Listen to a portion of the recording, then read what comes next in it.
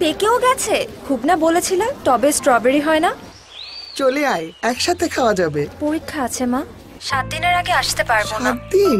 এতদিনে তো। থাক মা, এতদিন রাখতে হবে না, তোমরা খেয়ে নাও। ঠিক 7 দিনে চলে এসেছি। আবার স্ট্রবেরি গাছ? এবার আর মিস করব না।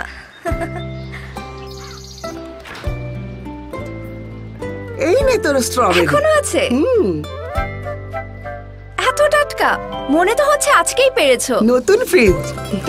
ফলমূল ও শাকসবজি 7 দিন পর্যন্ত ফ্রেশ রাখতে বাংলাদেশে এই প্রথম ডাবল ইভাপোরেটর সমৃদ্ধ Samsung twin cooling plus refrigerator. খাবারের ময়েশ্চার ধরে রেখে অটুট রাখে ফ্রেশনেস।